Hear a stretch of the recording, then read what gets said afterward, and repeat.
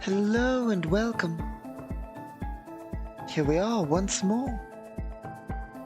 It is, of course, Solo Sunday, in which we run the solo tabletop RPG Galactic Requiem. It is, of course, not entirely a solo tabletop RPG, but we play it here solo. So, because that's an option for it, so we'll get to it. Assuming that everything here is working, we've just had a slight technical issue involving, well, our equipment here. Of course, as might be evident, we were away for a short while, imperial business and the like, and we are currently still returning to our capital. However, unfortunately, we have had a bit of FTL weather. Well, it's not really weather. It'll eventually be covered in our first video of the lore series we're working on, which should cover FTL. But there's basically weather in FTL. It's not actually weather, but it affects things. Anyway, we've hit a bout of it on our travels. Of course, we were on a mission not really in regards to FTL, but we're doing some things, and, well, unfortunately, things got caught up, but we're back. So, as it's Solo Sunday, let's get to it. Let me just make sure that things are working. They are. Very good. So, where to begin?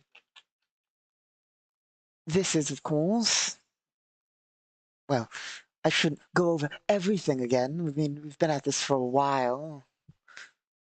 So, last time, I suppose we'll cover what happened last time. Last time, on our adventures, we've been following the mercenary Juliana Aldis and her quest. Currently, she is trying to retrieve data and possible survivors from a crash. They are her enemies, but we need to acquire them. Last time, going up against gangs and local response forces, because the government is after these targets too. Juliana Aldis is working for a government that's against the government that's searching. It's an entire thing. Anyway, our protagonist is currently in the underground section of a gang-infested territory, and her team of mercenaries are going to go meet up with a gang that has a base over here that they're going to work with to try and find the target. They receive briefing from their command that they have some assets in the area, being one of the few local gangs that's willing to help them, smaller gang than the other two. But we'll see where that can bring them.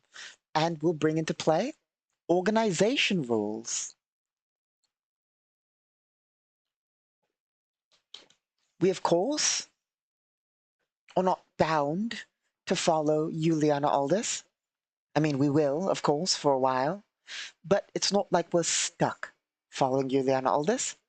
We, of course, are, well, on our Imperial ship currently, usually. Sometimes we're in our, well, base, our capital building, but we're not.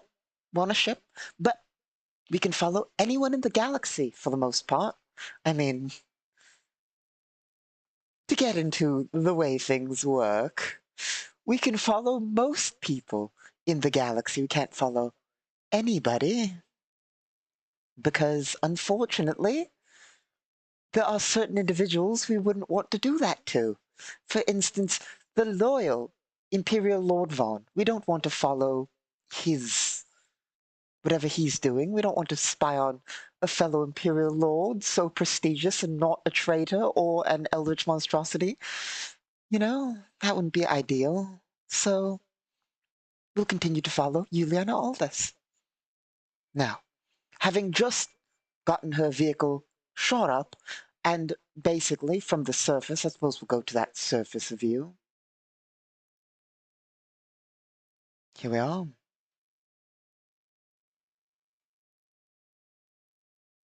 The team has basically just fought some gangsters, got shot at by arriving police forces, and basically rushed after checking the ship for information and not finding anything, basically, rushed into the lower section to try and avoid getting shot. So that's where we are currently. Hopefully, the gangs and the officers will keep each other distracted on the surface while we make our way to the safety of our contacts. Here we are.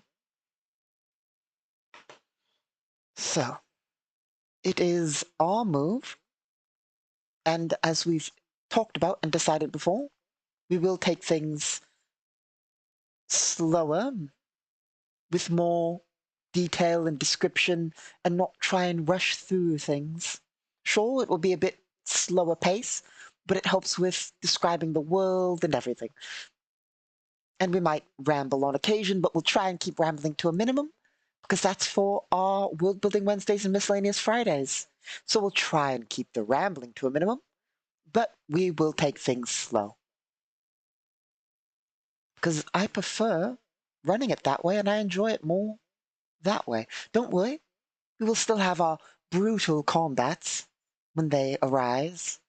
Not everything is combat, of course, but when combat arises, we will have our brutal combat. One, I suppose this is a side note. I have recently been considering, statistics wise, so the problem is, this is a bit off topic for the, I mean, it's related to the game. Technically, this is more a world building Wednesday kind of thing, because we talk about game design and so forth on Wednesdays, on World Building Wednesday. So this is more fitted for that, but it's already come to mind, so I might as well bring it up. One thing I have been contemplating is enhancing, it's just an idea, the amount of action dice either awarded or given in general. Action dice are a system that refresh every day. They're like action points, they refresh every day, and they allow us to do all sorts of things, add dice to rolls, basically almost always d4s, unless you have special abilities, specifically feats that let you do more. But basically, you can add d4 to dice rolls, any number that you have up to your action dice, add 1d4 to damage, use them to, there's an entire list. I mean, I could read out the list. I mean, since we're already off topic, we might as well. I mean, once more, I'm not happy about going so off topic, but I just said we'd take things slower, so, I mean, there's a difference between slower and off topic, but here we are. Yes, they can be used for a variety of effects. Boosting a die roll by any number that you have of action die. They explode, by the way. If all action die are maximum, they explode. So there's an upside and a downside to rolling many dice. For instance, let's say I did a skill check for just hacking something, okay? It doesn't matter. I'm doing a skill check, I'm hacking something. Let's say I want to add an action die. If I have, let's say I have a total of 5 action dice stored, okay? It's not really important. The point is, I roll a d4, And if it's a 4, it explodes. And I roll it again. And if it's a 4 again, it explodes all the way up to whatever you want. However, you can roll as many action die as you have available. I mean, you get free action die if it explodes. If it explodes, it doesn't cost you. It just keeps going at no additional action die cost. However, let's say I'm not sure it'll explode, and I want a high result. I could choose, you can only roll one action die, like, you choose the amount of action die you're rolling. It's not like, roll an action die, +2, I want to add another. It's once per roll you can choose to use action die, basically. So, if it explodes, it can keep exploding basically all the way up. However, let's say I'm not sure it'll explode because there's a 1 in 4 chance. I could use 2 action die. I don't have 2 d4s next. Oh, here's a second d4. You know? Now, if one's a 4 and the other's not, no explosion. They both have to be 4 to explode, and then you re-roll both of them, and if they're both 4, again, they explode. But basically, there's an upside and a downside to using multiple action die or using one action die, because technically you have a higher chance of exploding with one action die, but let's say it doesn't explode. Wow, you've only added, without exploding, 3 at most. So you get 1 to 3 if you roll 1 because it falls and explode. So 1 to 3, but that's as good as it's going to get. If you roll, let's say, like I said, I had 5, roll all 5, the chance of it exploding is low, but statistically, I'm probably going to get a higher result. I mean, with not counting the explosion, if it has a less chance of exploding, but a higher result more than likely. Anyway, there are action die that I'm not action die feats that change all that. There are feats that let you roll as a d6. If you roll a 1, you regain the action die, and then there's one that makes it an 8, and the first die explodes on a 7 or 8. Regain your action die on a roll of a 1. There's a bunch of feats that affect that. And there are also favored feats, I believe they're called, that basically allow you to gain action die based on circumstances. But even still, I'm considering boosting the amount of action die you just get at start. Maybe. Like at start and per every few levels as the way it's normally gained. But I'm considering boosting it because it's really, I'm not sure. The reason being is because, obviously not right now, just in general, because wounds. Wounds aren't deadly, and so you can spend action die to counter wounds, and they are useful for a lot of things, but you only have a few. I'm not sure. It's just things that are contemplated. But let's get back to it. We're rambling. Let's see. So let us make one more check.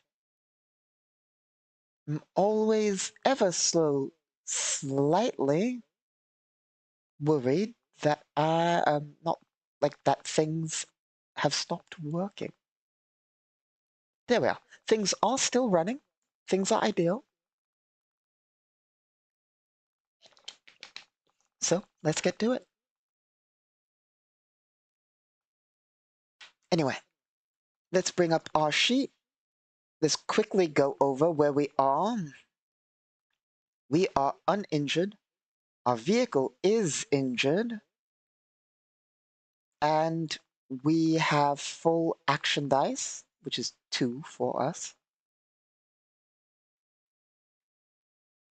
There we are. Yes. See, that's exactly why I am considering increasing the action die per level. Because currently, you get 1 at first level and 1 every 3 levels, basically. But like I said, there are ways to gain them. The GM can award them. There are certain feats that let you request them. You can regain them on a roll of a 1 with certain feats, and there's favored feats would let you get them per thing. So it's just, as the designer, I'm always considering the designs and testing and making sure things work. So, my apologies. My brain always goes to how's the system working when I should be playing it right now. So, let's see.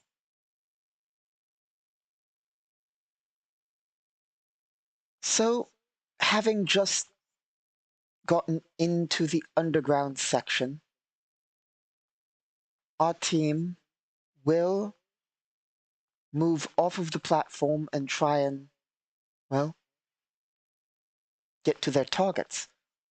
So, they will run off of the platform, meaning they can run 120, sorry. So they'll run to them, getting off the platform.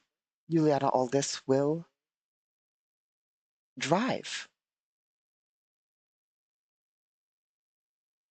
Will drive a hover vehicle and take it a turn. There we go. Heading towards our targets. And it will be a while before the enemy forces can even get in there. Well, that's not entirely true. We do need to go to the overworld map real fast. These people, these gangsters, are technically here. Two of them are wounded. No, sorry. They've taken 3, 4, 5 hits from the hits thing. So they're basically ruined. Their unit's not a threat. The reason why I remembered that they were there on the square grid, and that represents the way down right here. However, given the devastated nature of their unit, hits being mass combat damage calculations, they are basically, having taken that many hits, are basically not combat effective. They're basically going to be hiding in between the upper and lowering section there. They're not really going to come down here and try and fight us with so much damage. Okay. So, on the overworld, well, let's see. So our forces have all made it into here, basically. They can't engage them. They are trying to get up here to engage them, and or just to hide. Let's roll to find out. Well, let's... No, because it's a... I'd have to open a chart to check, so we'll roll physical dice, because it's not really important. It's not a skill check, of course, for transparency's sake and all that. We roll all of our character dice rolls and such like that on this dice roller you see right behind me. However, for things that involve non-character stuff, we try to roll them on this sheet, but when that involves opening separate files, I'll roll them with my physical dice, because switching in between the tabs between there and here, while having files opening and swapping between all the different things, is exceptionally annoying, while also rolling on the roller. So things that aren't really relevant to actual stats or rolls that affect the things like that, we sometimes roll with physical dice. Specifically, when they involve things that aren't too important. For instance, I mean, I'll read it off to you. It's not like I'm, you know, not going to read you the result here as soon as I find it. This is why, like I said, switching between files, and like I have to find the exact section here. NPC actions.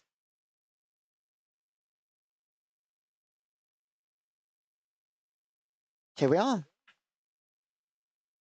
How basically active are they going to be in this engagement? Are they actually going to engage the well, this is a yes-no. As opposed to a personality check, we'll roll a yes-no check. So for that, that's simple. We don't need another chart for a yes-no check.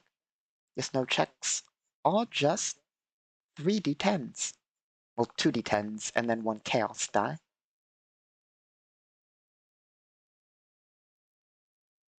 Now, I know I said easier to do, but you know how I said it's annoying to find the roller and the reason why I don't do the rolls that involve switching between things? Because all this time, I was just looking for the roller. Here we are. So, first for chaos, 8. No chaos. Now, will they engage the officers? It's a yes no question. So, 2 and 3 is 5. Even if we give them a 4, which is not likely they would have, they'd probably even have a negative, but that is not enough. So that's a no. They will not engage the officers. They are just hiding in the building. The officers will, given their enacted doctrine, we don't need to roll for this. It's not a question. It's obvious that they are going to check well, there's no real targets up here. So obviously they'll keep overwatch with the helicopter and they will move their primary unit through the building because they want to secure the site too. The way the bot works is, I mean, it's a series of charts, and the way a solo TTRPG works is we interpret things and ask questions. We basically treat the charts and the bots, I say bot, it's literally just a chart, as the GM. But it basically suggests, almost all of the ones that it's built on suggest not asking too many questions. Interpret when you can, is basically what it says. So, as we can interpret that it's very, very, very likely, and it's not really relevant to our character, it's not like it's any question at all, they're going to follow standard procedure and secure the building. Okay. So, that brings us back to our forces. So they're going to be up there for a while. Oh, accidentally hit buttons there. Hopefully they didn't break anything. I've been playing a few Elysian video games recently. And so I'm used to moving maps with a keyboard.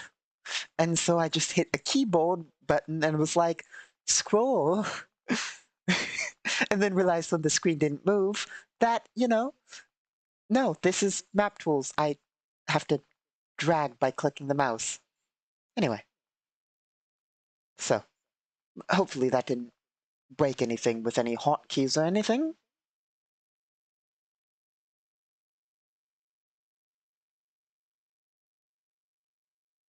Nope, we still appear to be good.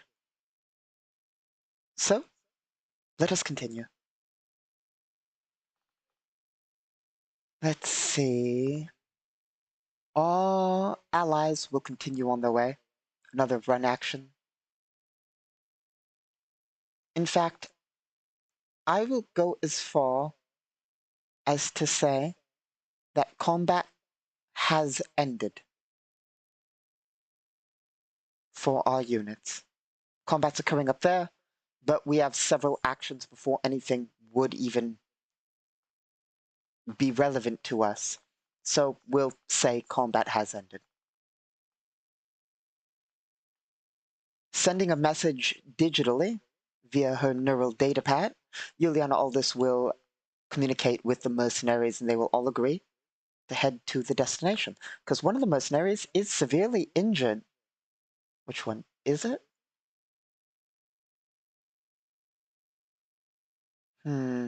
That's not ideal. 1 second. One problem with having multiple scales of map is that when I copy things over or switch between scales, I only copy from one scale.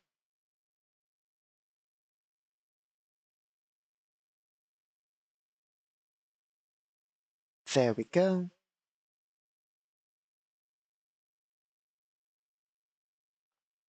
Two of our mercenaries are actually injured.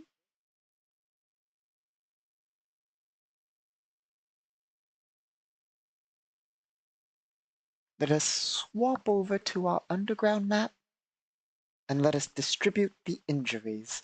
One of them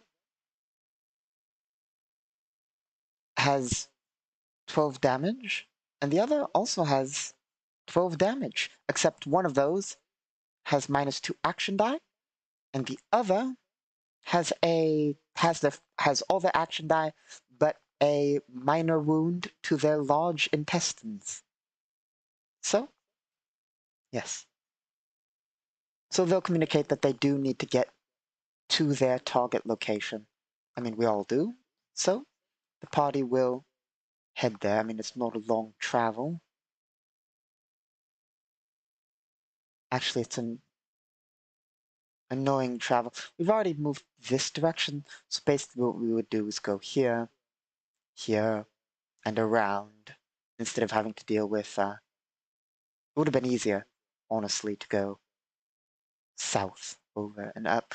Can't really drive along there, as it's train tracks, so.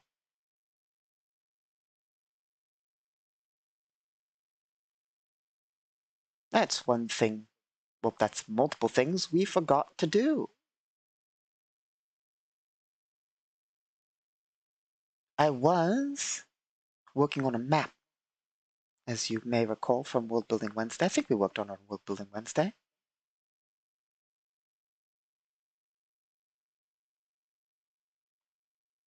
But basically, we need the garage map. There we are.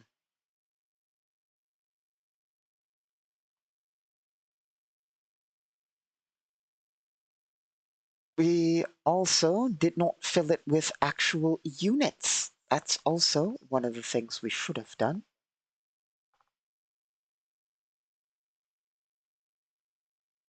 So let's see whether I can't grab a few units. It's not like we need to do it beforehand. The entire point of a bot run game is that we can map and so forth as we go, because it's not like we necessarily know what's going to happen, which is one of the reasons we take it slow.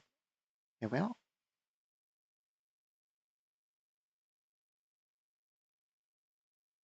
Let's grab some tokens for the gang we will be working with. Looking for one that we didn't already use.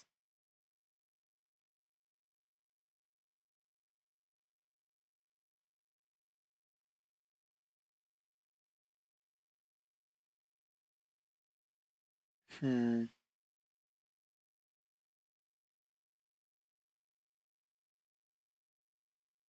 Got to find some token here. Let's swap to the other token library. Here we are. Do we have any good generic gangster tokens here?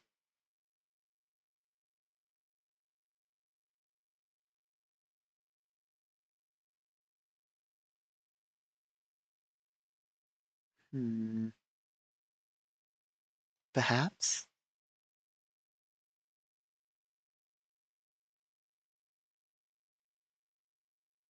That will have to do. Not going to spend forever looking for a token. We only need two types, one for the standard and one for their commander.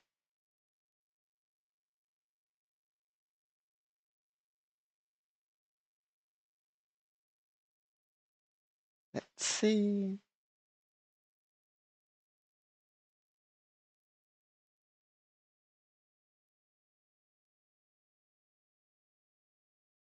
That will do for their Commander. There we are.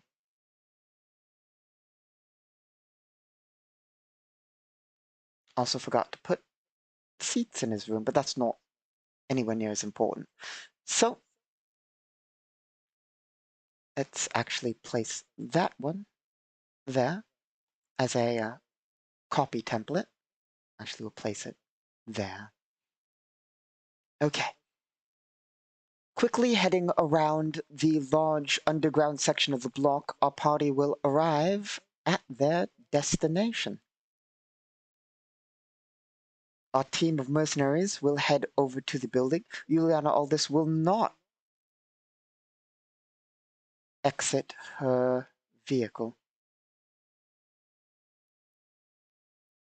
She will actually remain in the hoverbike, yeah. Actually, there's one quick thing I want to check. What is Juliana Aldis's mechanic skill?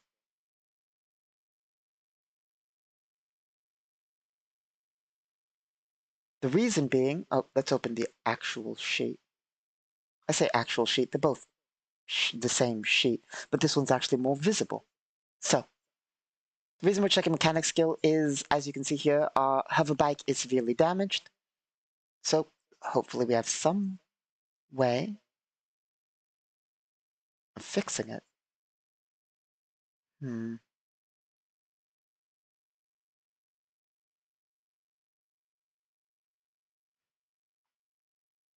3 plus 1 for int, which gives our mechanics 4. And I don't suppose we have some sort of feat or ability that gives us a bonus on mechanics, perhaps? Nope, acrobatics and athletics bonus. Oh, we do have a data pad that can connect to the net. Do we have an AI?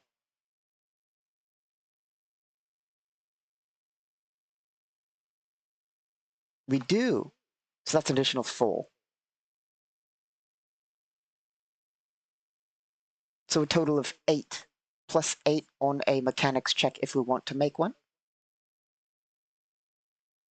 And what is the difficulty rating of repairing a hoverbike? For that, we go to our player's handbook. I believe that'd be under the player's handbook.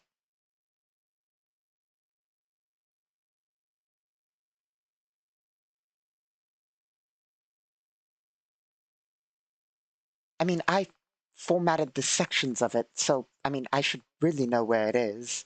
But, you know, let's see.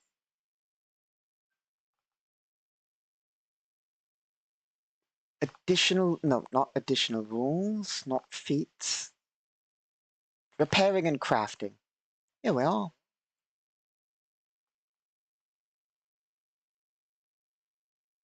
Okay. So, it says here,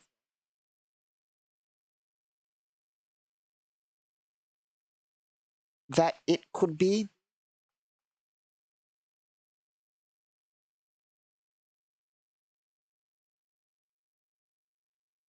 15 to 20 DC. Perhaps even 25. It's possible that it could reach 25, depending on, you know, the circumstances. We would need parts, which costs money. And lastly, would we be allowed to take 20?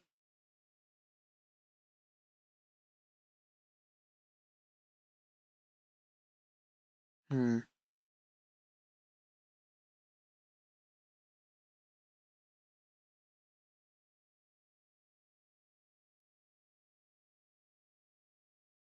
Yes, we can. You can't take 20 on a jury rig repair, but we can take 20 on a normal repair, as long as we have the parts and can keep affording. It does cost significantly more to take 20 on it. as long as there's no penalty for it and the circumstances are calm.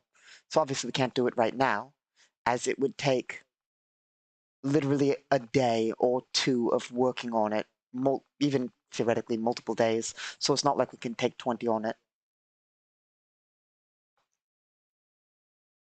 So we are not going to repair it right now. Okay. Knocking on the door, our mercenaries will make a quick call over the net, and we will all join in, of course, on the net call to the contacts. Let's see. For this, let's have a little fun.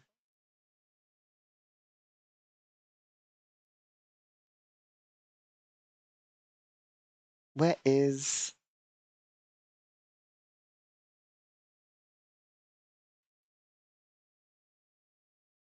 our character advanced sheet? It's not there.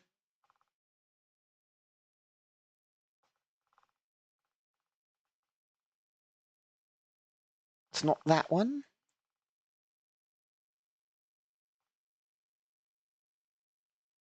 Here we are.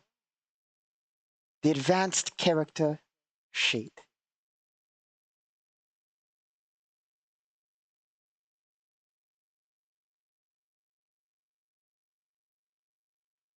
Here we are. So our forces will basically request entry, knocking at the door saying, we're here and we need assistance. We've taken a few rounds and there's a bit of a conflict going on, but it's not near here. You need to let us in as agreed and so forth. And the gangsters will respond with there and there.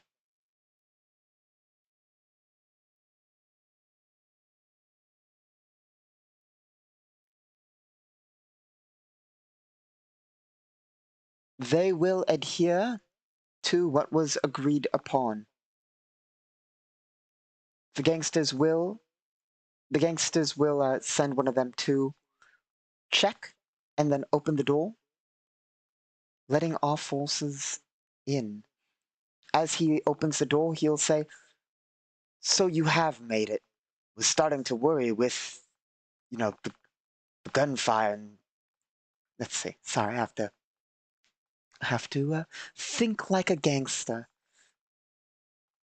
Of course, as an Imperial Lord, I am only prepared to think like, well, an Imperial Lord. Fancy parties, galactic conquest, the usual, a bit of class. I'm not entirely prepared to think like an underworlder. Let's see. It also doesn't help that I need coffee, but here we are. Okay.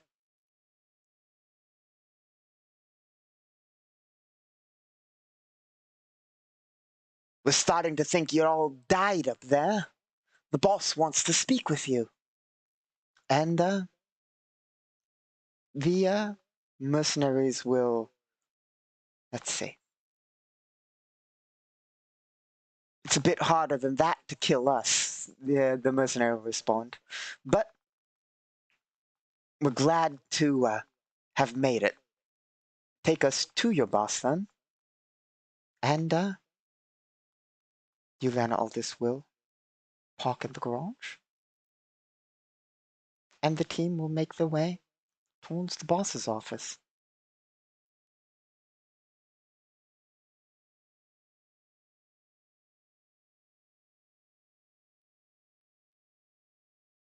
Passing through, there will be several people, in here looking at the cars, working on things, and just gangsters. They give slight looks over, as Juliana Aldous makes her way through the door, not really paying much attention, before she makes her way into this room where she will lean against the wall waiting for her allies to finally arrive. They will make their way. The gangster, as they're walking, will say, "Yeah, been a lot of commotion here, given the whole crashed ship. Lots of people been looking into it. So, you aren't the first to actually come by here. I mean, into the underground. There were some parties heading through here. Not sure who they belong to. Didn't really stop by, you know, here. But we caught them heading down into the section with the scouts and so forth. They looked prepared. Anyway, yeah, the one of our mercenaries will say, "Did you happen to see the people who? Did you happen to see the targets? Any survivors from the crash?" The gangster will say, "Hmm, no. Unfortunately, we weren't. We didn't. We didn't prepare. We weren't prepared for a crash to happen. We didn't see anything occur. But we have reports. But the boss will want to speak with you on that," is what he says as they enter the room. He'll lean against the wall and point and say, "Boss is in his office." They'll nod. "Anyway, one moment. I It is extremely early, but I will quickly get our conscripts to prepare the coffee. Because, unfortunately, as I think we've been over before, our coffee device was obliterated by the conscripts, so it has to be made manually. So it takes a little bit longer. So I'll get them to start working on it. I will be right back. My apologies."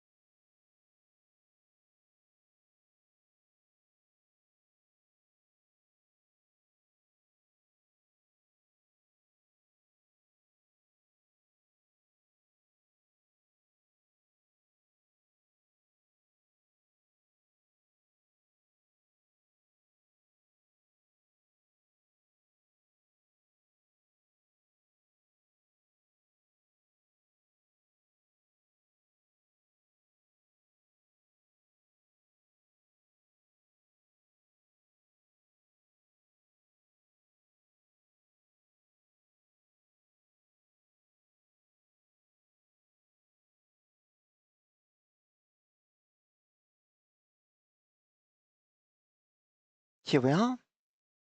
I will have to go and make sure they've done it right in a second. So, let's see. So basically, I suppose we're going to wait for them to prepare before we continue, but we'll ramble for a short bit, I suppose. So, basically, here in this situation with our team, what we're going to try and do is basically use this group not only as a sort of base, because I want to I've been over this before. I want us to stay in this area so we can flesh out the map and area and lore and so forth while still playing the game.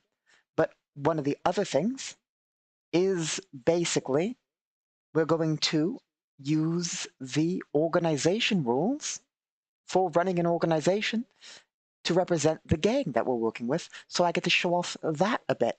Someday there are plans to show off the nation system and just all the different things. I mean, we're going to be at this for a long time.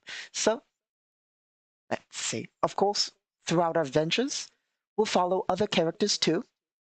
For now, we're following Yulana Aldous, but we will follow other adventurers, citizens, just anybody in the galaxy as they go about their various things.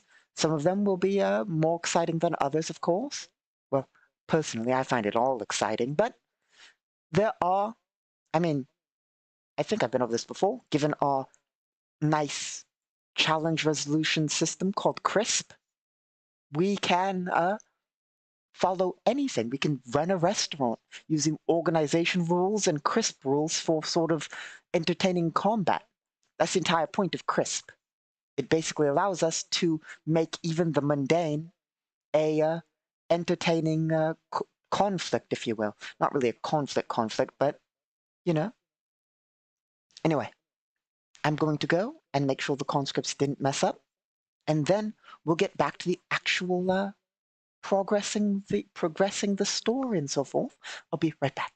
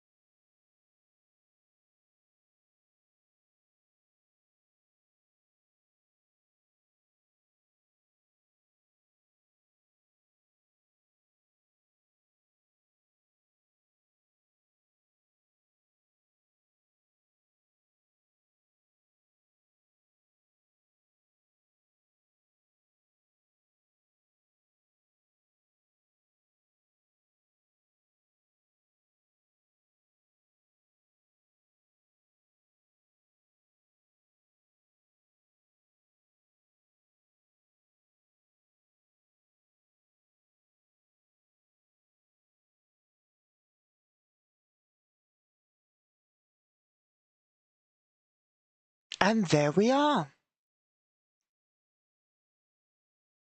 There we are. So, basically, let's get back to it proper then.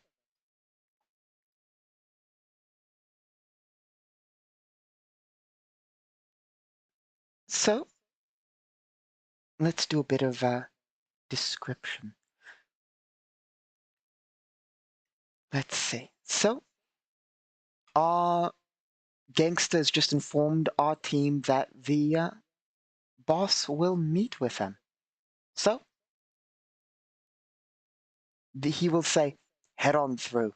And our team will enter.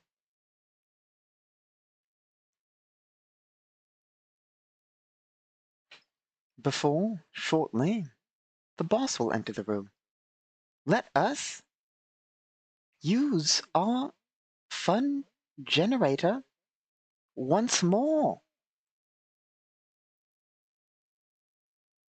Here we are. We are going to roll a quick, assuming I can find the section,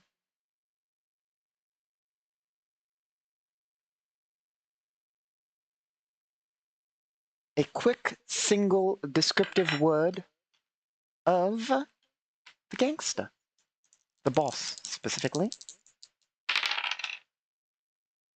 It says, this boss, delightful. Okay. So, the word we are to interpret is delightful.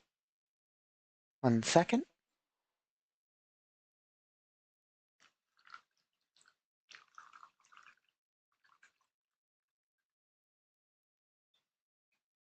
There we are.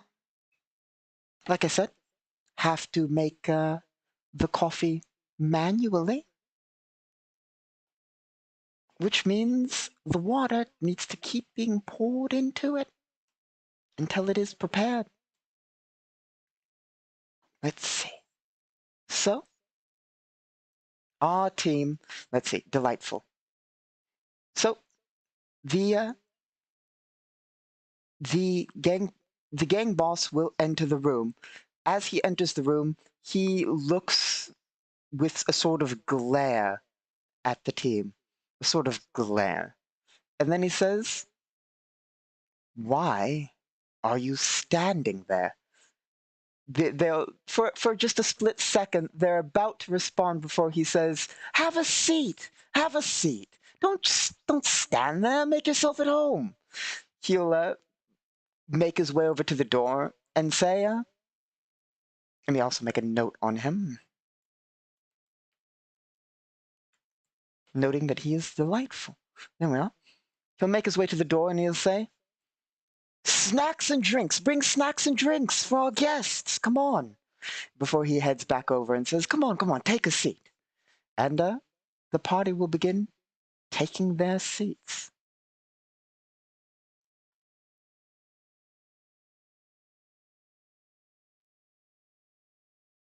He'll take his seat and he'll smile.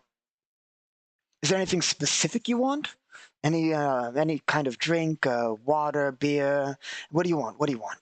The mercenaries will, let's see. The mercenaries will refuse for the most part, given the fact that,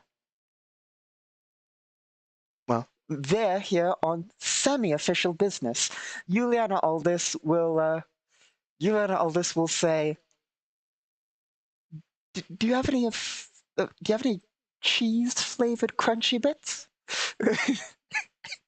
And the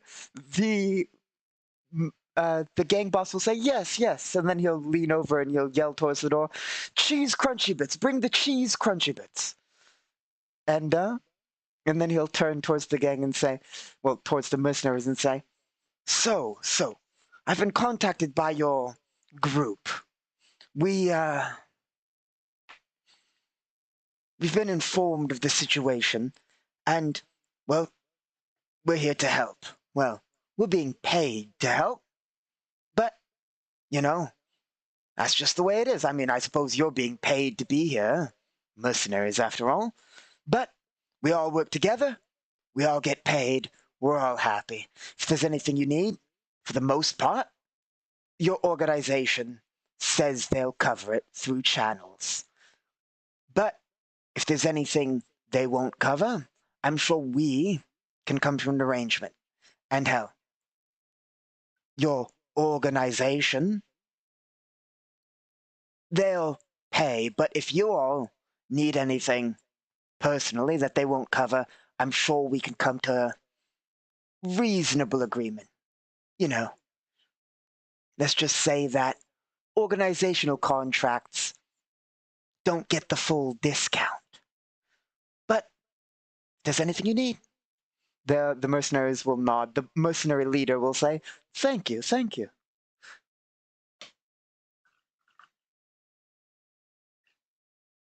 There we are. And Yulana Aldous will nod.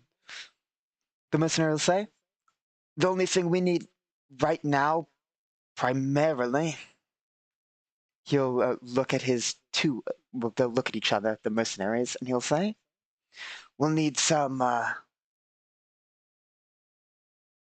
let's see here. We need some medical treatment if you can provide it." And the gang boss will nod. "Of course, of course. Of course, of course. Don't let me keep you here. Go and get your go get some medicine. We can talk after you get treated, after you get checked up." They'll nod. And let's see. The injured, that guy, and that one, yes. They will. You actually can't see that, can you?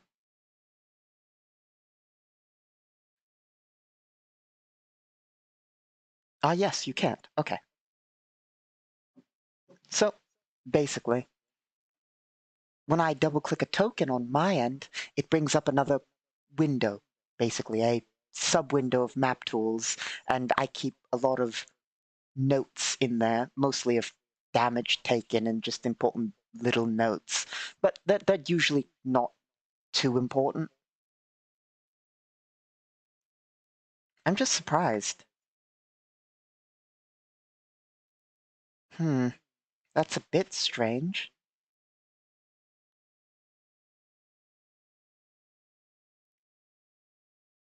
Huh, really? Sorry, I'm rambling.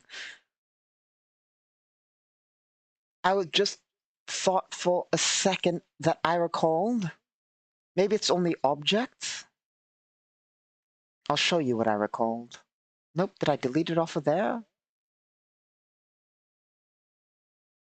Hmm. I'm sure I've shown it to you before because it's popped up before. Sorry, now I'm confused about a technical thing. Give me half a second. Here we are. Frontier sector. So here we are in the frontier sector. This is what I was thinking. Yeah, I click it, and you can see that definitely. Well, it's, you can see it debatably given the fact that the text is small. I'm not sure if it's legible on your end. It's legible on my end, though. But as you can see, a text block pops up with data. I could have sworn it popped up with data on tokens too, but I suppose not. Or maybe I have it set strange, or maybe not. I know that it stalls it, but I thought, I could get it to pop up like that. I know that, like, if you see when I hover over that, the character name pops up and that data chart pops up. I suppose it's not too important. I was just confused there for a second. Let's get back to it. Here we are.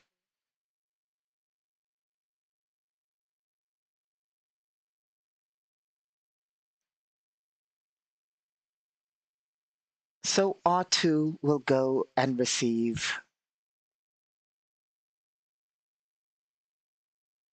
basic medical attention. This place does not have a med bay.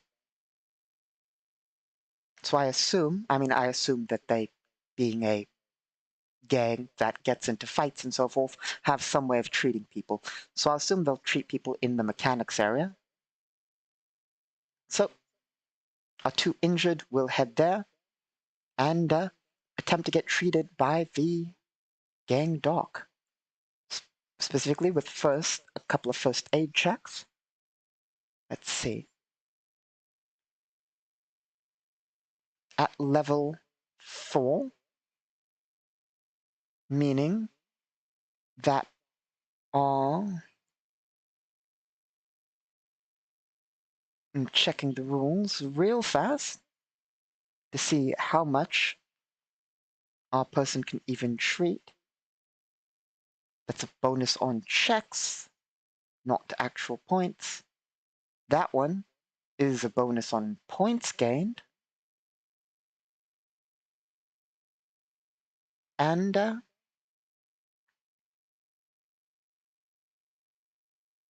lastly, can they take this feat with the amount of abilities they have?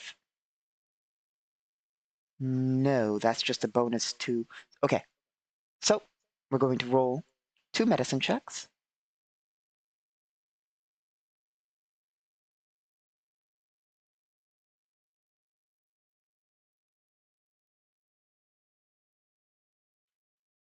Here we are.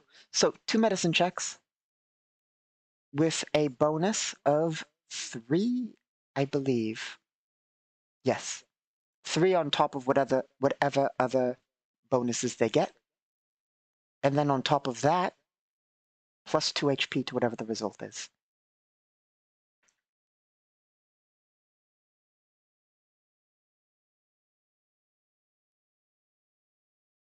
That is enough. That one, not so much. That one I'm going to have to do a little bit of math on. Because that one's more difficult. Not of a check, of a knowing offhand whether it succeeds or not based on numbers.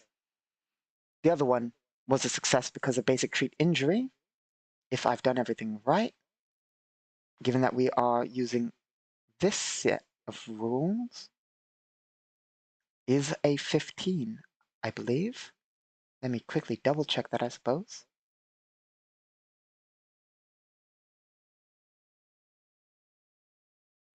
Because it might be 20. I might be completely wrong. In which case, I'll have to do a bit of math on the 9. Let's see.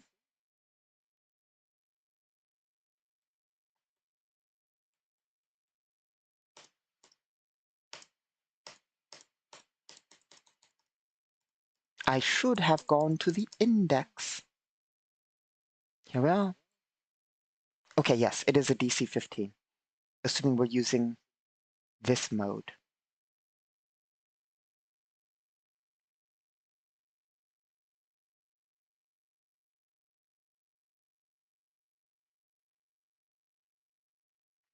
Okay, so the first one is a success. The second one is 2 plus 7 plus 2 plus 1 plus 3.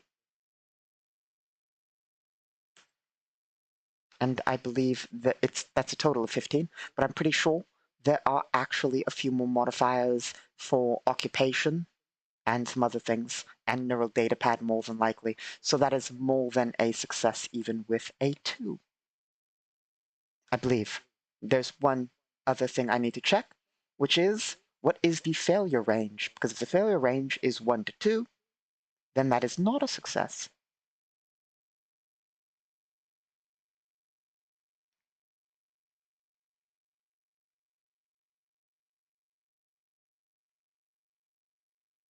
Nope, it fails on a 1. Okay, so that is a success. This is why you need trained doctors, by the way. Had any of our people tried to do that themselves, they would have failed terribly. Okay, so that's going to be a d4 plus 2, I believe. Let me double check that. Make sure I got that right.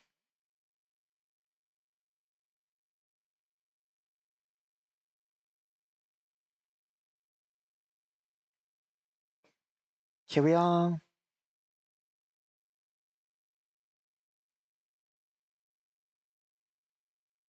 One d4 hit points, yes.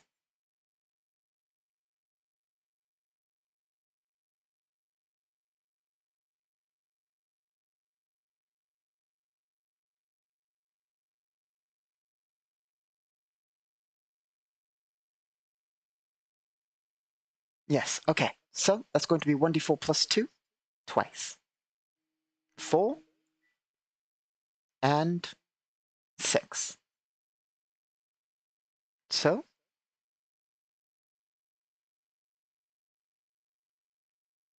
one of them drops to 8 damage, and the other one drops to 6 damage. However, one of them still has a wound.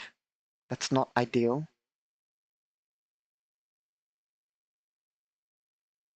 A wound would require an actual surgery check. It's not entirely true. Technically, the way injuries work is there are several ways to deal with them, technically.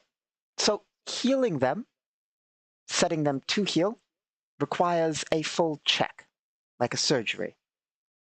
Its own special surgery that doesn't heal hit points but heals the wound, well, sets it to be healed over the amount of days.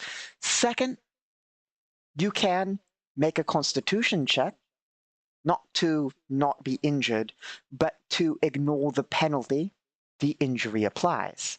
Thirdly, you can make a medicine check to do the same as a constitution check, but it lasts for longer. The constitution check lasts for an action.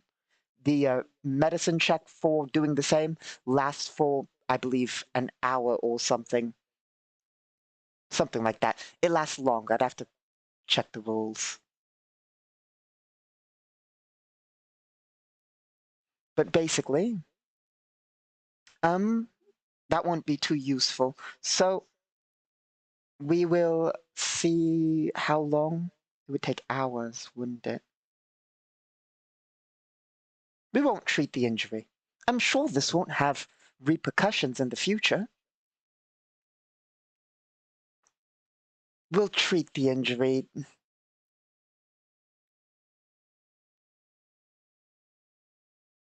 Yeah, I mean, when the moment I said, let's not, I'm sure it won't have repercussions, I realized it will likely have repercussions. We should probably heal the injury. Okay, so let's see.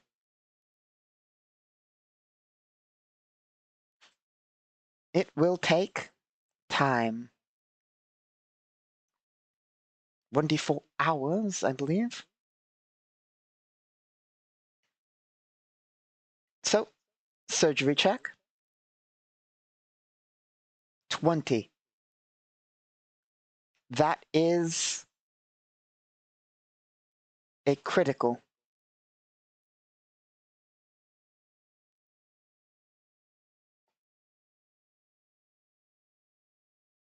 1 second. I was not expecting that. So all of the math I was going to use have gone out the window. Let's see. Because special things apply on a critical. And our gang doctor will use their action die to make it a full-on critical and not a threat. A threat is basically half of a crit. It's not as good, but it's automatic. However, if you throw out an action die, you can make it a full-on crit.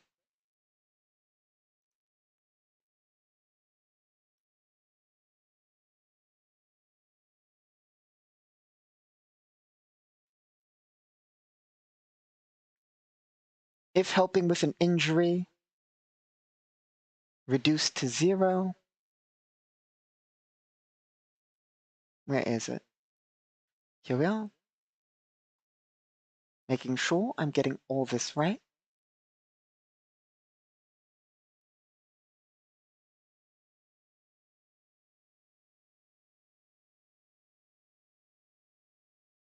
Okay.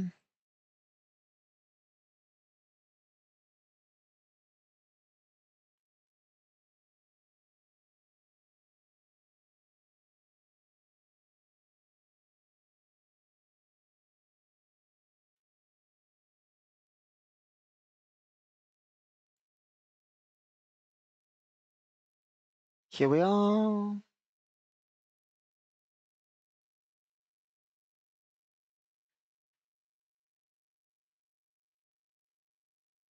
That's strange.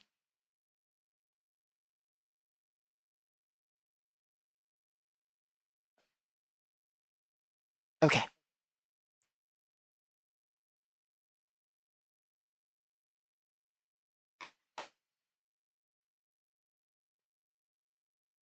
One more second. My apologies. Like I said, I was not expecting a critical to be rolled there at all whatsoever. Let's see. Damage. We need to find the damage section to see the special rules on that. That should be under combat. Combat rules.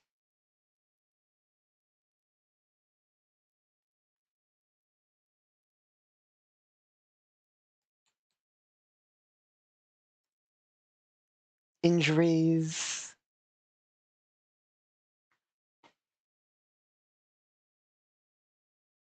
Injury threshold. Gaining injuries. Recovering from injuries. Here we are.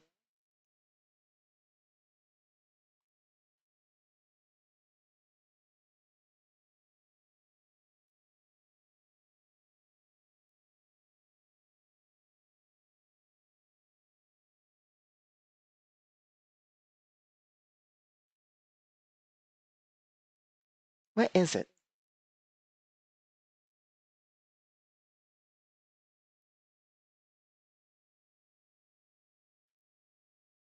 Here we are.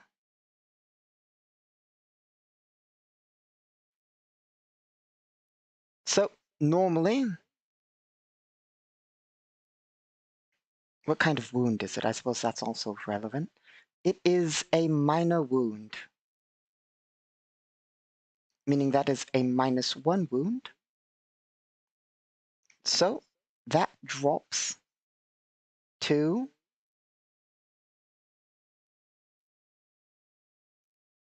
immediately healed. Actually, immediately healed due to the crit.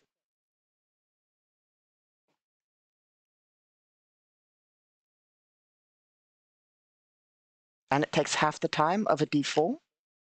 Suppose we'll roll that one here. An hour and a half. It takes an hour and a half, and our doctor is basically able to, well, the gang doctor is basically able to heal the minor wound to the small intestines. It literally heals instantly, basically, because it's a minor wound, which is only a -1, so it immediately drops a category to -0. So he is basically immediately healed, but he is dazed. Not dazed, there's a specific thing for it, but basically after surgery, he is out of it for a while. So he's a bit dazed from it and won't be at full operating capacity for a short while. I'll just pop that there. That's good enough. But so yeah, he'll be out of it for a short while, but he no longer has a -1 on his abilities. And there's no chance he will bleed or take more wounds, which will make him die faster. So that's good. Let's see.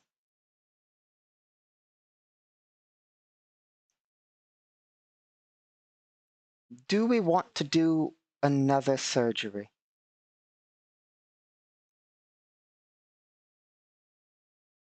Specifically on this guy? No. No. We need to be as... So there's an upside and a downside. Currently, our other mercenary has 8 damage on him, basically. If we do a surgery, that could heal... Oh. Nope, no, we did that right. Okay, good. If we do a surgery on him, that can heal 3 to 8. So it could fully heal him, or it could heal him a bit. Now, that's fine. That's not the problem here. The problem is he will be dazed. It will take a few hours, and he will be dazed, which will apply penalties. But the question is basically, we do need to start searching. Now, while I said we do intend to stay here a while and it's not going to be easy to find the target, like the entire point is I want our party to stay in this location so we can build it up and so forth, so it's not going to be easy to find the target. That doesn't mean we don't apply penalties to ourselves to theoretically succeeding in general. By that, I mean, basically, we are actually going to note it down here so you can have a better representation of what I mean here.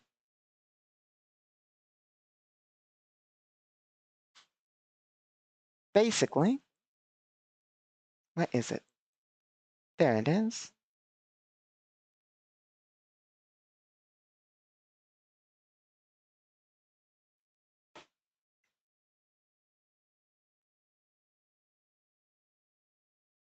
Copy that.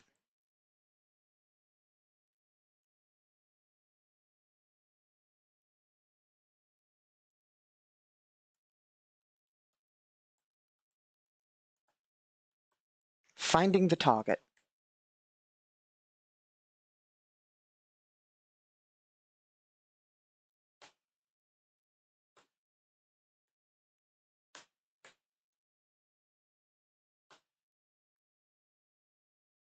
basically, this number here, 1 out of 12, is going to tick up. Every so often that it does tick up, the enemies, and by enemies I mean not just the enemies, but the situation gets worse. Every time that gets maximum, the situation gets worse. And by that I mean, and I'll explain what this represents, basically, we're looking for the target. The local government is looking for the target. The target is trying to get to the government. They are allied. So the target's trying to get to the government. We're trying to get to the target. The government's trying to get to the target. And any third parties, local gangs, everybody is also after the target.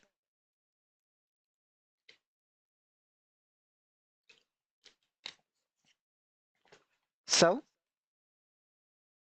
since there are multiple parties in play, all looking for the target, each with their own thing, and the target trying to escape and all that, basically, the longer we take to get information, I know we're supposed to be here a while. That's the entire point, is to be here for a while. However, every time it gets to maximum, it means the enemy forces are progressing. It's time we're not spending getting it our objective done. So, 1 out of 12 there at start is because we are falling behind now. We've spent an hour and a half, we're not going to count the half, but we've basically spent an hour in this person's surgery.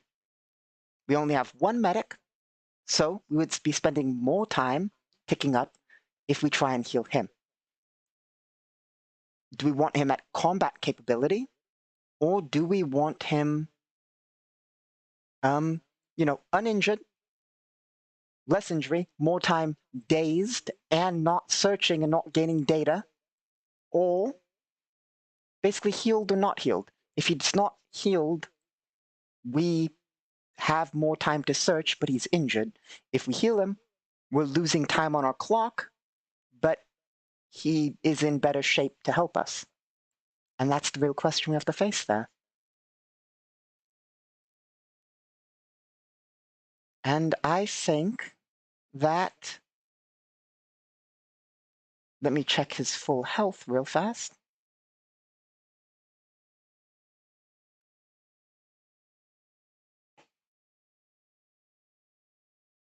Where did I put that sheet? Here we are. Okay.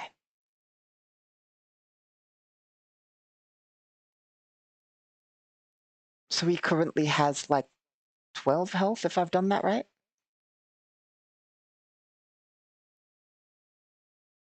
We can double check that here.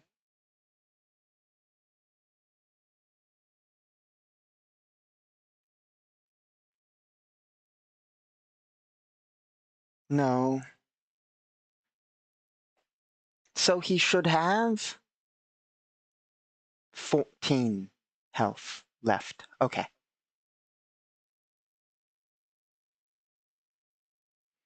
So he has 14 health left. Do we want to take the time to heal?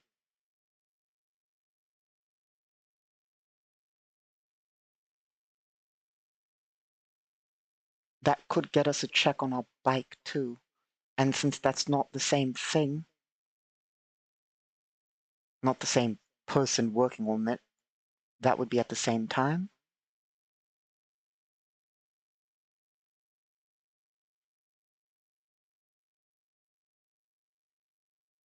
Yes. We'll take the time to do a little bit of healing, and then, because it's better healed than not healed. Yes, better healed than not healed.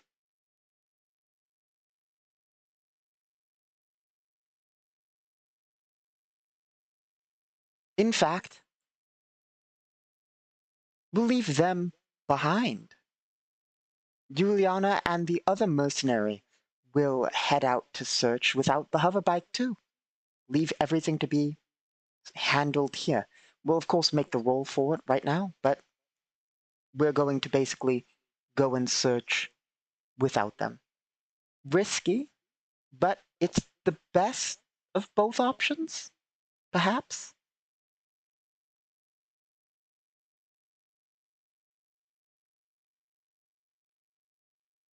Okay, so first let us make a roll for surgery. 16. That is a success. That is going to be 4 additional HP. Dropping him to 4 damage left on him. And he is going to. Now that's going to take 2 hours. And we're going to make a repair check on our bike. Not us personally, the gang mechanic, of course. Because he's better at it than us. That is a success. And that is going to be how much repaired? We actually have a choice here.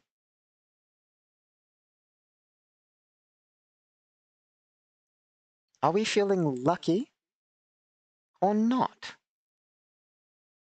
The option we have, where is it? The option we have is to take 7 health gained on the vehicle, or roll 2d6.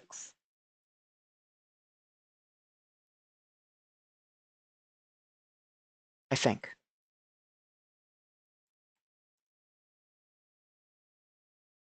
Nope, I'm wrong. Nope, I'm right.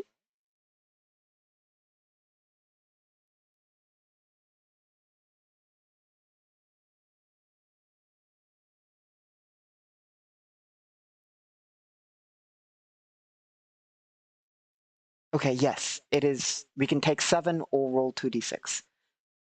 I got confused there because objects and starships heal slightly different amounts. Like sometimes I believe robots heal a d10 or something.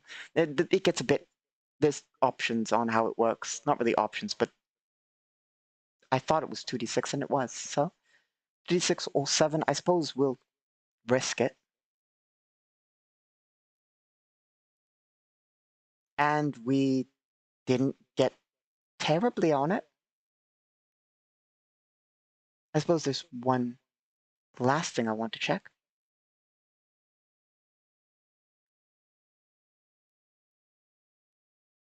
Is that a special ability that gives a bonus, like for our doctor? I'm not sure, which is what we're checking.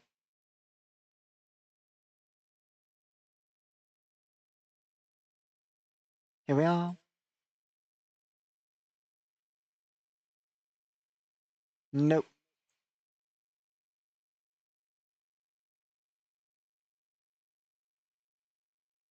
Okay. I mean, there is a class that later does it, but it's not the one they have, so it's just plain 6 health regained. Okay? Let's go back to our sheet. Yeah?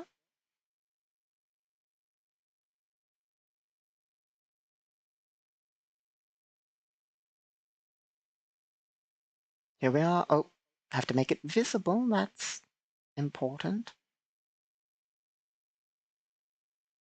So our vehicle gains 6, bringing it to 17 out of 25. And that only takes how long?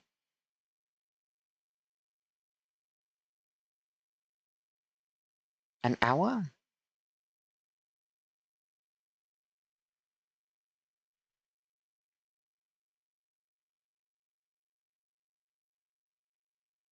Yes, that only takes an hour. So let's do it again, because the person is healing for at least 2 hours. So we might as well quickly make the check.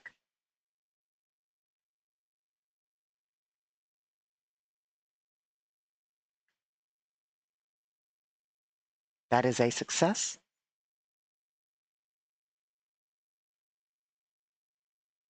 4. We should have taken the average.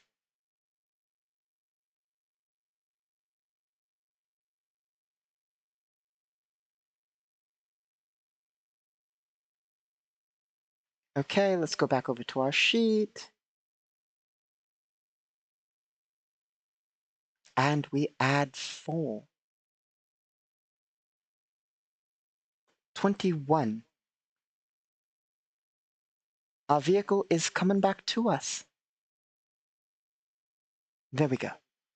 So, our remaining mercenary will basically say to give us the information while they're going over the business. And Juliana will agree. Let's see. 1 second. I think the coffee is finally prepared.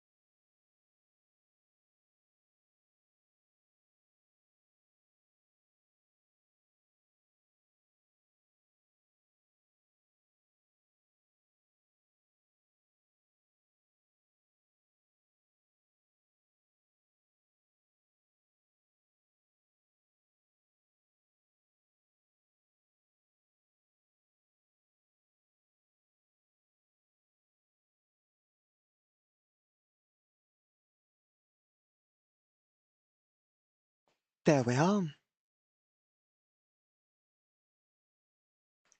So, as I was saying, let us once more make sure that everything is working. And it appears to be very good. So, basically, oh yes, the briefing. Let's see.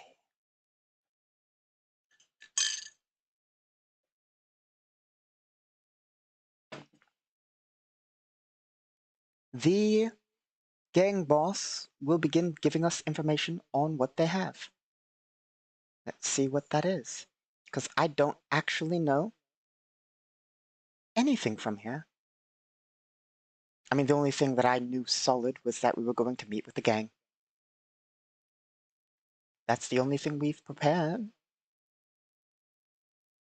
So, it's time to figure out what the bot has for us information-wise. We will be, of course, nudging the bot slightly to keep the quest going for as long as possible. Let's see, not as long as possible, but as long as we need it to. Let's see here. So, what information does the gang boss have for us? That is our question. That's not an easily answerable question.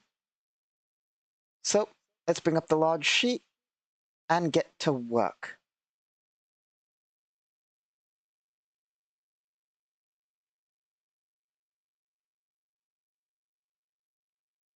And by that, I mean we're going to use... Where? The...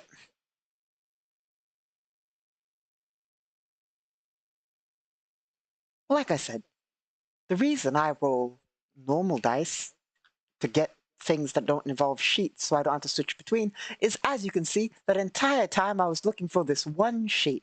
So let's see here. What we're going to do is we are going to generate events. So to do that, we're going to scroll to our events section. Where's the proper events section? Is this? Yes, we have been writing it here. Okay, good, good, good, good.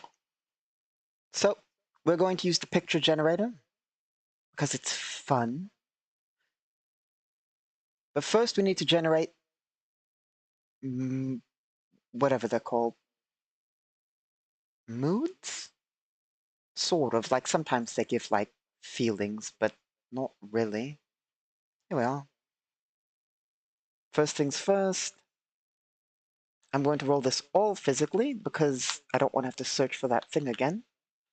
Even though I almost always roll our d10 rolls on the chart, on the roller, but... So, chaos is 1, meaning we have chaos. The d10s are a 5 and an 8. So, that means no chaos because they're not both even or odd or the same.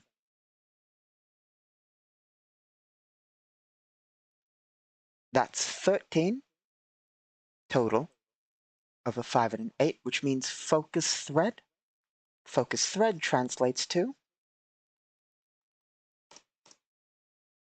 Works in the same way as focus NPC result, except for pertaining to around the determined thread.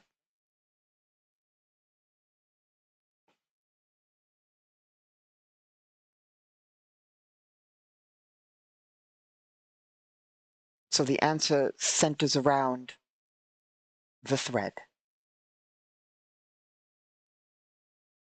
What threads do we actually have active right this moment? I think we only have the one.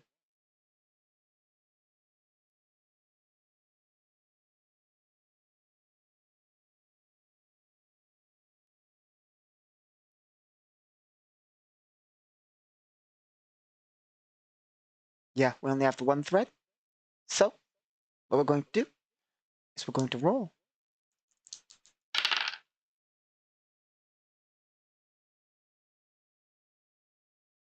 New plot line. I suppose we should list the plot line that we have.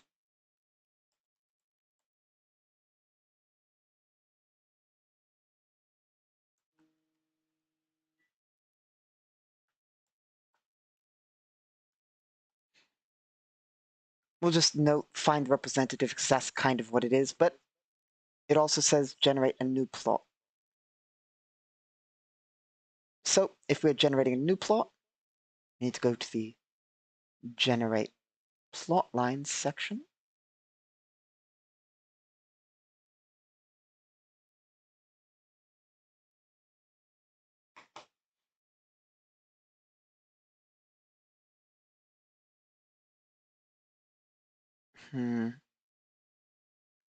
That one we set, that one's empty, meaning we copy that, paste that one there, and work on this one. Okay.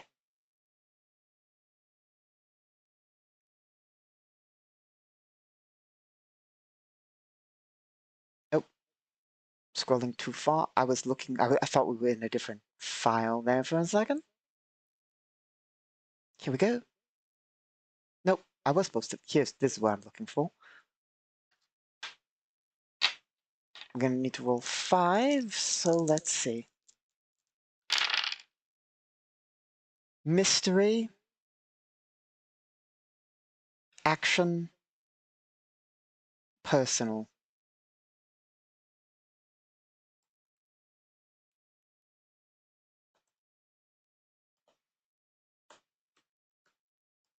Mystery, action, personal.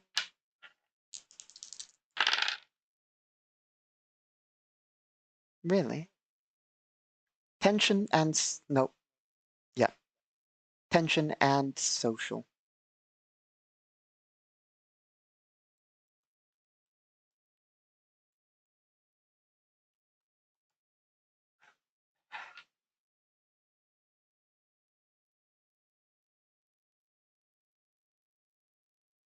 Okay, so those are going to be our new plot lines that we're going to have to generate. But we are in the middle of a quest. See, it's sometimes you got to figure out which order to do these things in. I suppose we'll do it in the order we're already going in. Here we are.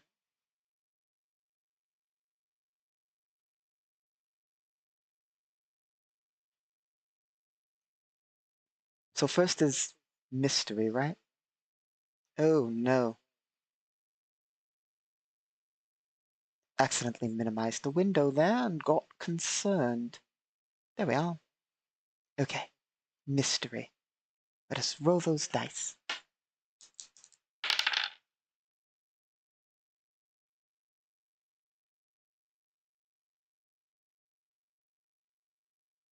The Observer.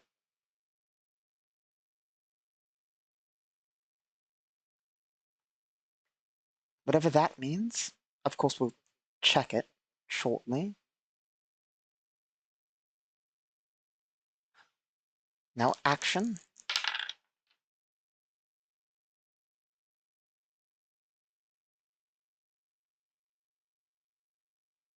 A character is attacked to abduct.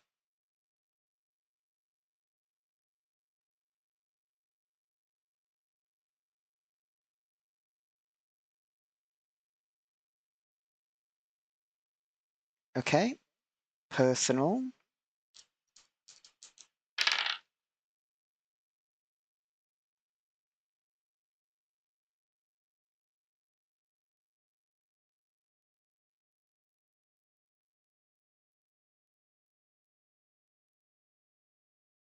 Help is offered for a price.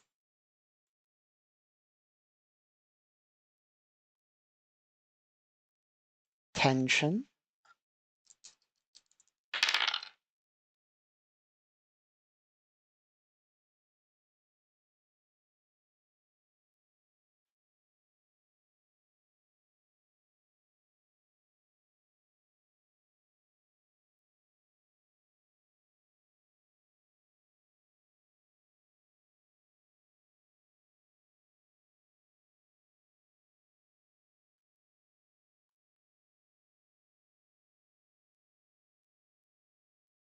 Looking for it.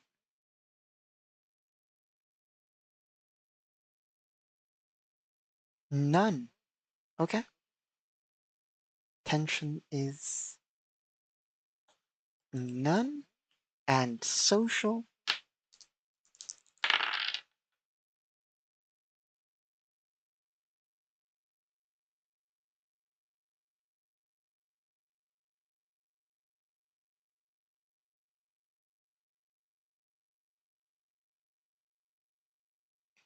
Standoff. There we are.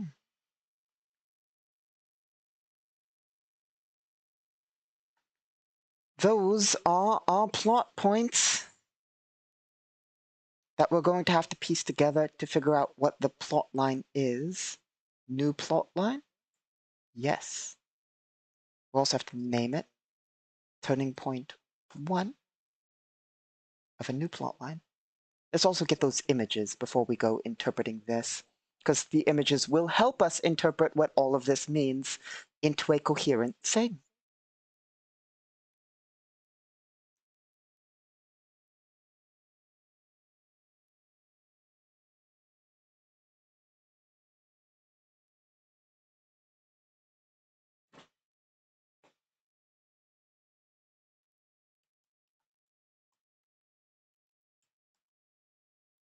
There we are.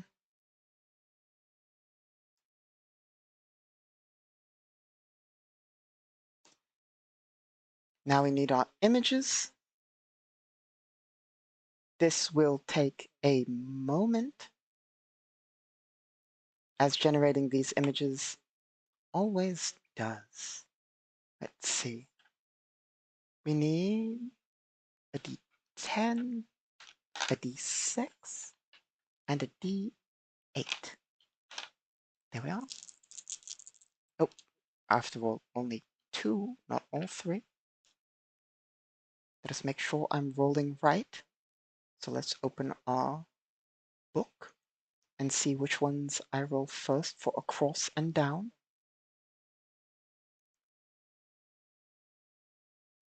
A D6 and a D10. Here we go.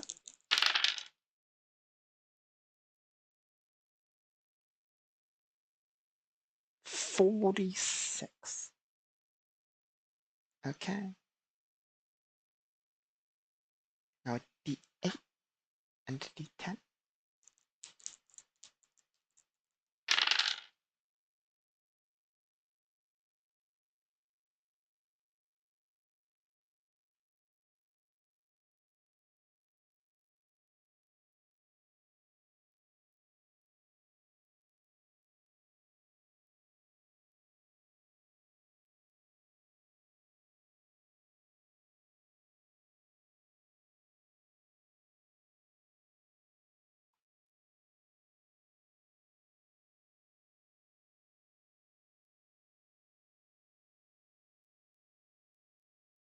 There we are.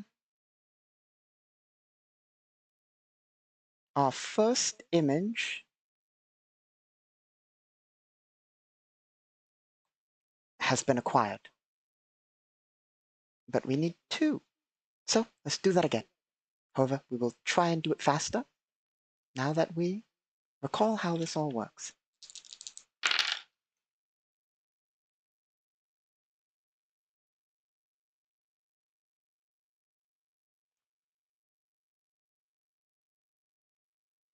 Is that right? Okay, so I rolled one that I actually need to check again. So I'm wrong when I said faster, because apparently, what?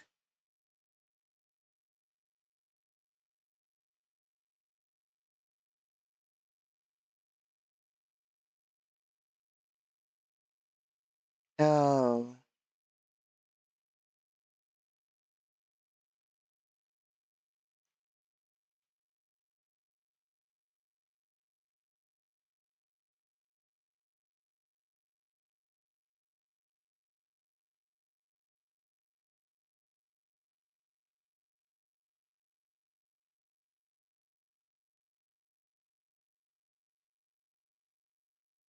okay.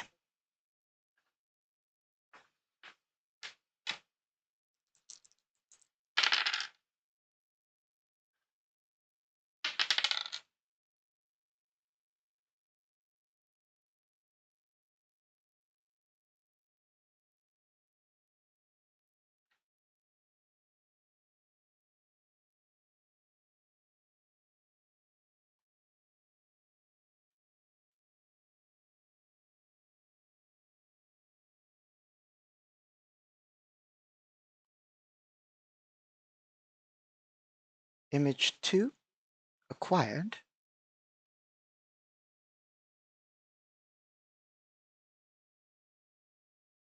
Place that there. And now it's time to paste them here so they're visible and interpret them. And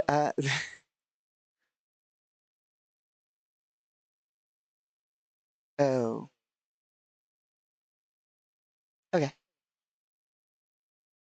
I have a solution. So I cannot place images unless I'm signed in. But that's not a problem because we have it open right here anyway. I am prepared for such things. They cannot stop an Imperial Lord.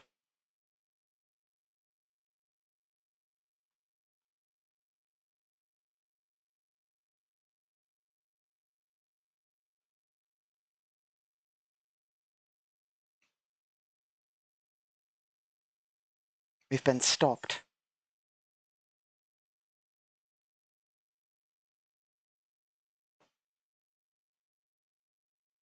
Hmm. Come on.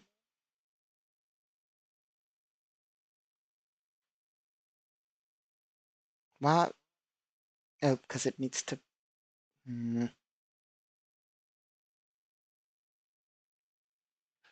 So, while that decides to sort itself out today, eventually, someday, we have acquired. I can just tell you what it is, but I mean, you know, we've acquired the statistically unlikely combination of a penguin and a bull. Now, why is that unlikely? Because there's, I don't know, like, I mean, I don't even know if that's unlikely. I just find it interesting that they're both animals, honestly. The reason being is our image generator that we roll dice to find the number of has 4,122 images. So, what are the chances of two animals?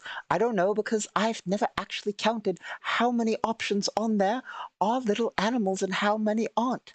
But there's everything from stars to planets to mountains to dynamite to guns to cars to bikes. And that's just things I see, like looking at it right now, the big sheet with all the pictures on it. But, like, pointers, don't know what the odds of getting two animals are. It just seems unlikely. I don't know. Has it appeared? No, it just doesn't want to load.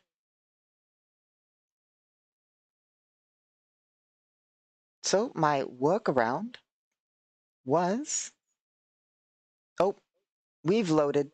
Very good, very good. It took it a minute, but it's finally loaded.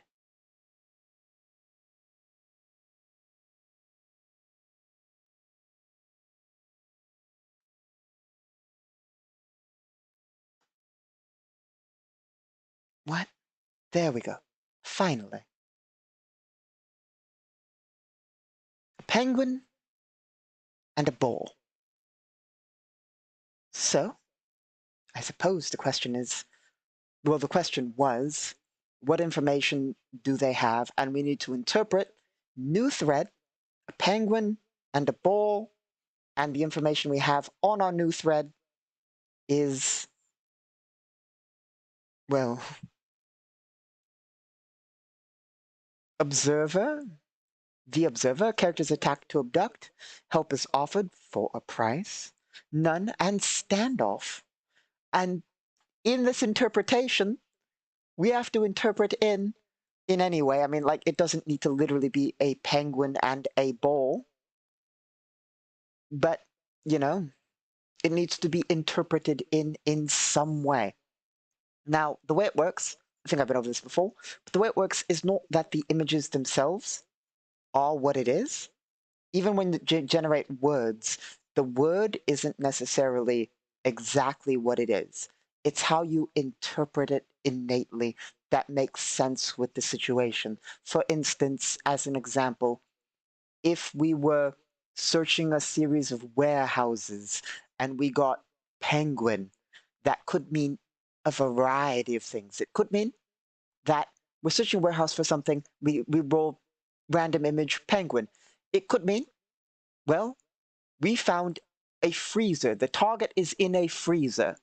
Or if it's a warehouse, it could be the target's in a freezer, it's in a frozen area, or there's a bunch of frozen goods, or they are shipping animals, or there are a bunch of little toy penguins in the warehouse.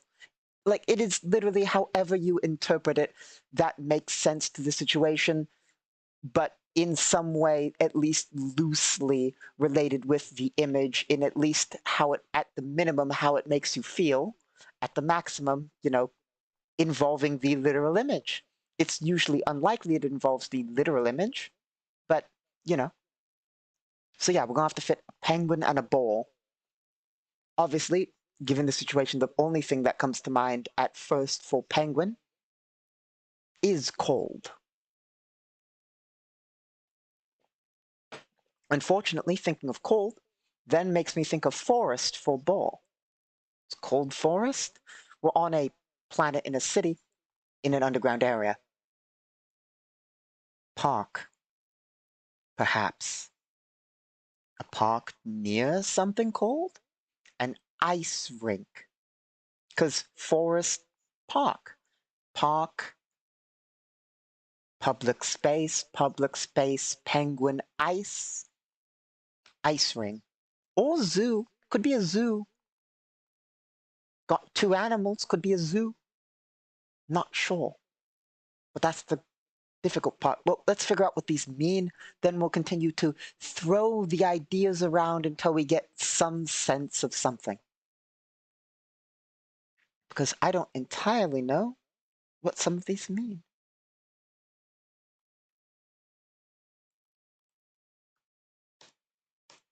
I also can't spell.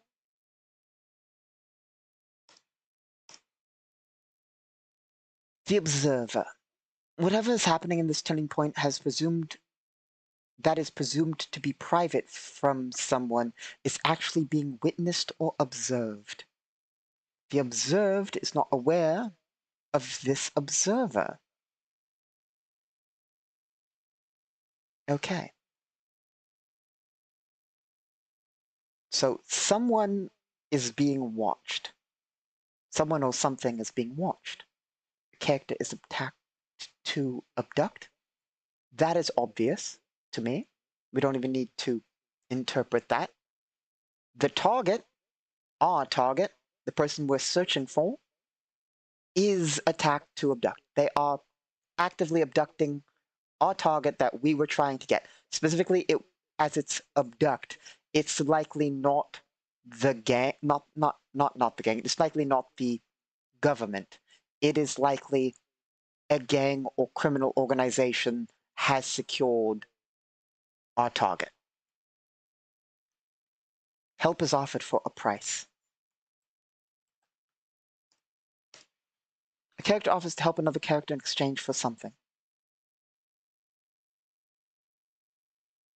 Let us make notes.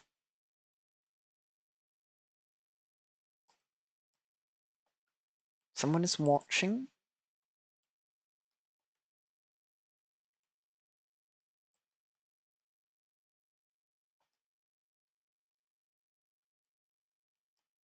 The target is taken by gang or criminals.